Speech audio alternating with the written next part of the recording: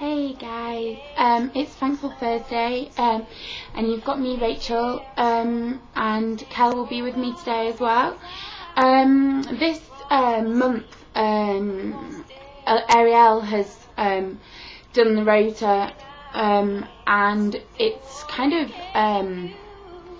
a mixture of stuff really, and it's actually quite positive and something that we haven't completely focused on before. And this week we're actually looking at positive reinforcement for young girls.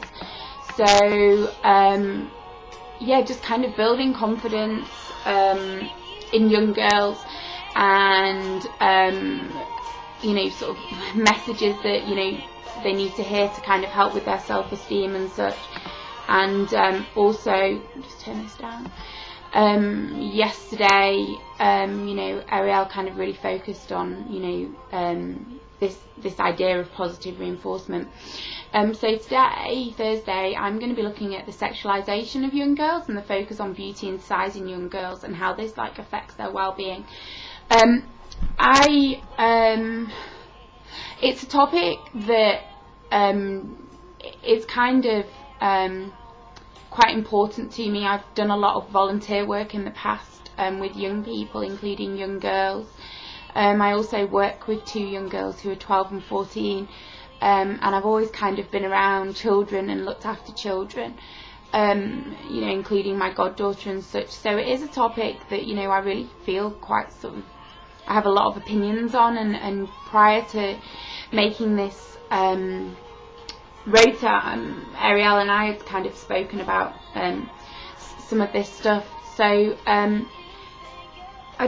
it's kind of hard to know where to start really. As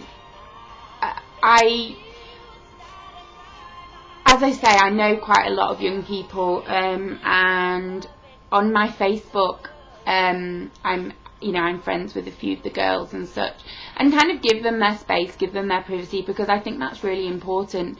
And I just try to kind of be there for them and be a positive role model for them really.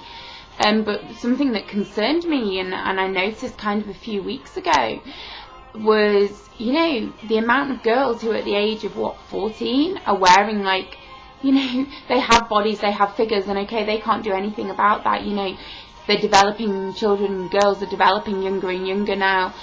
But I kind of felt really distressed by what they were kind of wearing. And okay, they can't help that they maybe have a chest and stuff, but they're wearing these tight tops and short skirts and all this makeup and their hair. And I just kind of think, God,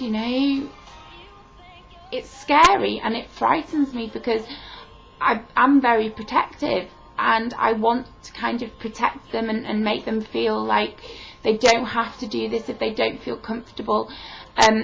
And I think that what I've noticed is quite often they do look up to their older sisters who tend to dress in similar ways. And this has kind of become quite universal really. And you talk about places like Topshop and stuff, and the clothes that I wear, I'm 29, my 12-year-old, sort of the girls I look after, are wearing the same kinds of clothes. And there has been this kind of merge really between girls in their 20s, even 30s, shopping or the girls of sort of from 10 onwards shopping in the same places, and that kind of feels quite threatening, and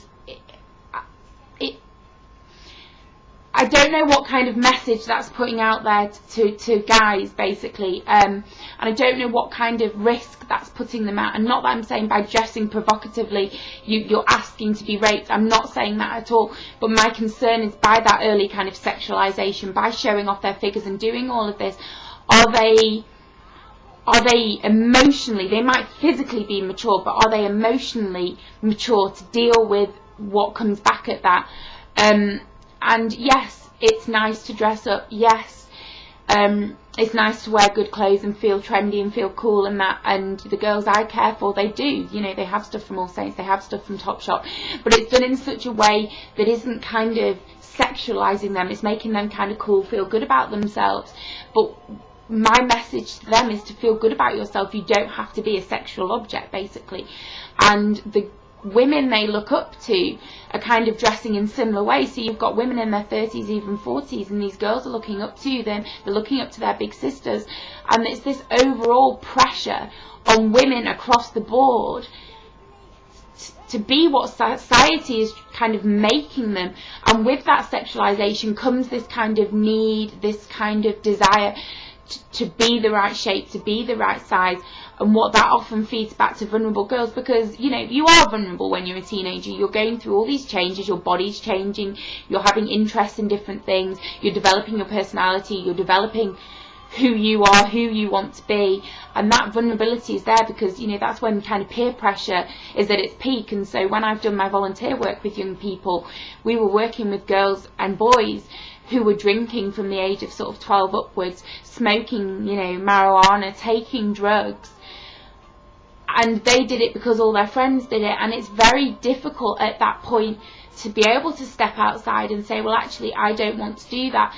And I feel a responsibility as a young woman to be a positive role model to young girls, because I want them to feel comfortable in themselves. I want them to accept themselves. I want them to know that it doesn't matter if they don't look like this idealized image that is kind of thrown at them, and that they are good enough. And that's my message to the girls I work with, that you just being you is good enough, okay?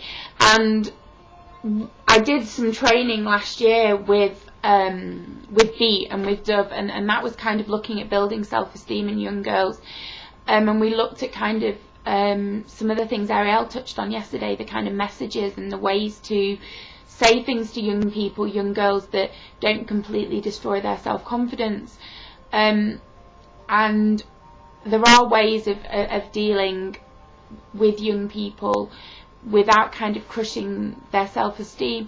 And there's been quite an interesting program on, you know, Jo Frost, who did sort of Super Nanny, she did a parental guidance program a few months ago now, and she was kind of looking at that pressure on young people, and you know, young girls, you know, looking at images where, you know, they take a picture of them and they blow them up and they slim them down, and you know, even from the age of kind of 6, they preferred the thin image. And my view now, and what people have kind of debated, is that, you know, magazines, television, all the rest of it doesn't give somebody an eating disorder. And no, that alone I don't believe can give somebody an eating disorder, but it's a contributing factor. And you know, you can't deny that. You can't say I've not been affected, you know, by society, because we live in a society. We are society. Our bodies, ourselves, young people, me, you, we make up society. And so it's like a two-way thing, isn't it? It's like we feel the pressure to be thin, to be sexualized, to have the perfect skin, have the perfect hair, have the perfect clothes.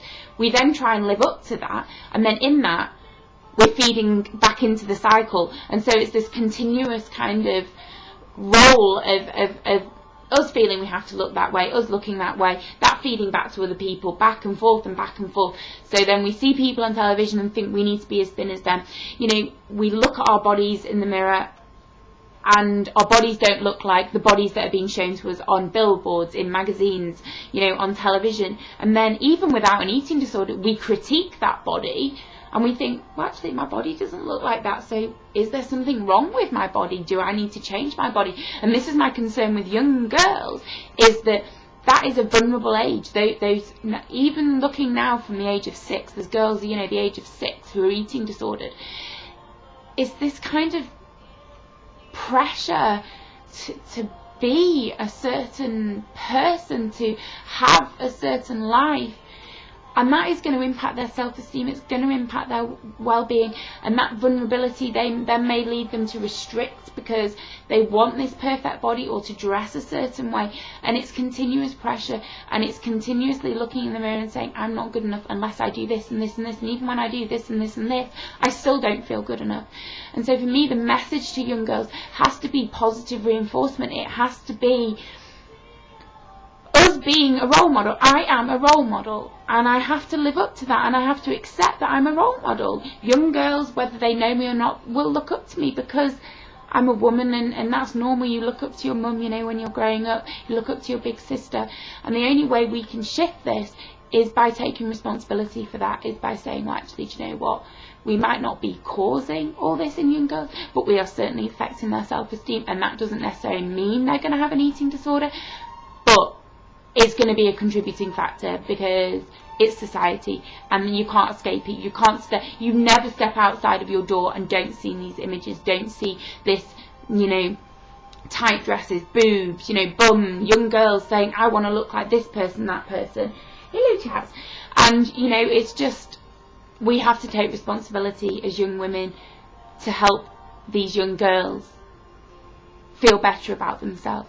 I'm going to close this now, guys, because I kind of rambled on, and I hope that's just kind of been sort of quite informative, and it's kind of helped. So I'll see you next week, okay? Bye.